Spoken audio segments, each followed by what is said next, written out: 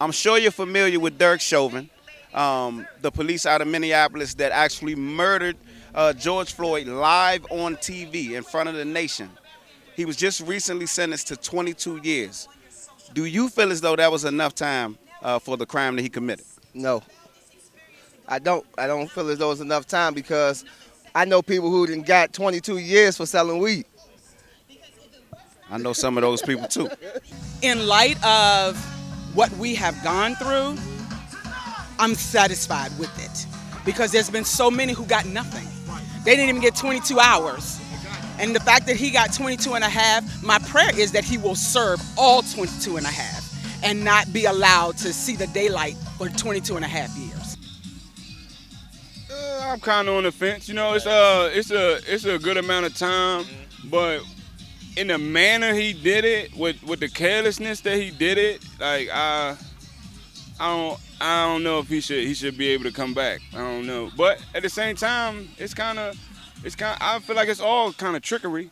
The former Minneapolis police officer who murdered George Floyd, he was sentenced to 22 years. Now, do you think 22 years is a fair sentence, or do you think he should have received more time? Life for a life. Let me ask you this. What do you think the proper punishment or sentence would have been for that heinous crime?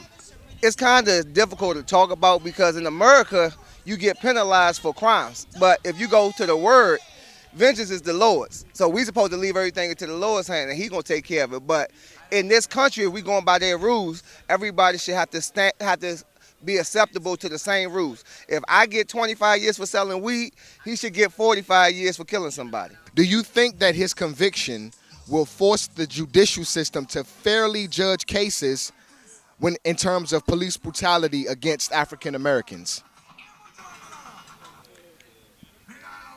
No. You mind expounding? This nation of laws and circumstances were created for the benefit of certain people, and they won't allow it to get outside of the realm of that. They're always going to feel as though they on a certain level and other people are just not there. It's always going to be that, where it's separation of social class, if you want to call it that. That's how this country was created. You know what I'm saying? A lot of countries were created that way, especially countries that are led by Caucasian people. It's always going to have that dynamic of I'm superior and you're inferior, because that's just their mentality. It's not going to force him to do it. However, I want to believe and I want to hope that it will make them change the way they do things now. I'll take any small step because I am a mother of an African American child. So I will take any small step toward getting us there. A lot of the African American community saw that as a victory against injustice. Do you believe that was a victory for our community? No, but the Bible speaks of that it's going to come a day where people are going to hate to hear the truth. So once that happens, we know we're in the last days, and that's what's going on right now. People don't want to believe the truth. That's why they can read out that book and get different things. The Bible is a book to guide you to what God wants you to see in heaven, the afterlife. He gave you a map with a sword. So if you follow that map, you shouldn't go wrong. If it say thou should not kill, then thou should not kill. If it say thou should not lay with your neighbor's wife, then that's what the book is. If we going by the book, then we all should be going by the book. Okay, so do you consider his sentencing as a victory for us, the black community? I'll take it as one. Would you say that the sentencing of Derek Chauvin, would you say that is a victory for the African American community? Absolutely not. And I think that's what they want us to believe. They want us to believe that that's a victory, and we got to stop taking what they give us as victories. It's just like Juneteenth. They just gave us Juneteenth, but what about the blueprint to our lands out here that our ancestors roamed? Like, What about they got that? Why they not giving us that? Juneteenth don't mean much, and it's like that's not a victory for us neither. That's one officer. When black men get killed daily by officers, so Heavy. no. Heavy point. What's the resolution to building trust for the police force in terms of how they deal with the black community?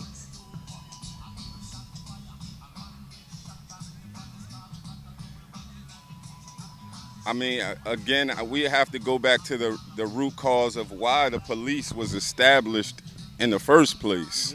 And that started with slavery and clans members and just, so, I mean, unless they can defund the police, I mean, what are we really doing? Okay, so that sentiment, defund the police, is something that resonates throughout the black community. What exactly would that look like? What would defunding the police mean, and what would it look like, and what would it mean moving forward as far as policing communities? I mean, I can't expound on what it would look like. I just know it would have to change the mentality and the mindset of people who put on a badge and swear to serve and protect people. It would have to change the mentality. If they're not being funded as if they're in our communities fighting wars against us, then that would have to change the dynamic of it. Do you think that white police force can ever successfully have No. Travis said I don't even have to finish the question. No. But for the people at home, I just wanted to know, is it possible for the white community to ever successfully police the black community? No, it's not possible. It's not possible. We really need our own task force. And I was thinking about that before, so that's why I'm not afraid to talk. We need our own task force that when the police send a call to the dispatch send a call to one of us so we could be on the scene to make sure everything goes the correct way. You have to have somebody to police the police, because we already seen that the police ain't nothing but they basically is a real form of our slave catchers. They took the slave catcher badge and they turned it into a police badge. So it's the same thing. Like their job then was to catch us. Their job now is to catch us. Yes, if we can police our own communities. Besides that, like they trained to be like that. This is from slavery. At first, police was trained as slave catchers, so they trained to be that way. It's like you gonna have to totally break down their whole system and the way that they was taught and rebuild it. But I think the best way to build a bridge is to let us police our own communities. Let them go police their communities and let us police our own. That is a great point, which leads me to another question. What do you feel as though, what do you think about the defunding the police? I know you probably heard that statement before. What are your thoughts on that? I think that was another one of their tricks. Like right now, if you just defund the police, you leaving a window open for them to come and terrorize our communities and let it be blamed on us. That's what I truly believe. Is that that defunding the police was a trick. Right. It was a trick to get us open and vulnerable. Cause we not honestly, if we been honest, we not ready. We wasn't ready for that. If we was to defund the police and if we no policing, we not ready for that as a community, and that's what they know. Right. What do you think is the solution to bridging the gap of trust between blacks and the police force? Communication. When I grew up with Officer Friendly, Officer Friendly knew everybody, right? So George couldn't walk down the street and Officer Friendly, no, he cool. I know his mother. That needs to be brought back. Communication is key. You don't know a person just by looking at them. You have to have a conversation with them. And so I think communication is key. And I also think defunding the police force and putting more funds towards training them in a better way is also one of the solutions. Okay, so and that's a sentiment that is shared within the black community. Defunding the police, what would that actually look like, in your opinion? So again, taking money away from. So for instance, they get tons of overtime to show up in court, right? Take that away. Okay. Show up when you're supposed to show up, and not 2 days later because you can get overtime. You take those funds away and put it towards training, we might be on a good road just in the overtime alone, right? I'm not saying don't pay them, right? I'm definitely not saying because we need them, but they need to be trained. And I think it needs to be a universal training so that we're not afraid. For instance, if you live in the DMV, you know that if you go to Virginia, chances are your interactions is going to be much different than in DC and Maryland. It shouldn't be that way. It should be a universal training. So if I bump up against one in Virginia, I know I'm gonna get the same thing that I get in DC and Maryland. So if we can put funds toward a universal training, I'm all for that. Should we, as the African American community, show Derek Chauvin any forgiveness for what he did for murdering George Floyd? I mean, that just depends upon the person. If you're a forgiving type of person, then possibly. But if you feel how I feel, as if he took that man's life with no recourse or no sentiment for his family, kid, none of that, like, why? I don't feel sympathy for him. He's a murderer. He wasn't protecting anybody to take a life, or, you know what I mean? He wasn't defending anybody. Okay. He didn't prevent any. He murdered that man. So feel how you need to feel about that. I think we should forget about them. We need us, and we need to come together. We need to stop harboring on everything that they put on the news. That's our problem. We get emotionally attached to everything that they put in front of us, and so when the next thing happens, they already prepared for how we're gonna react.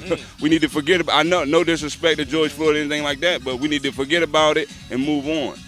Should we, as African Americans, show forgiveness towards Derek Chauvin for murdering George Floyd?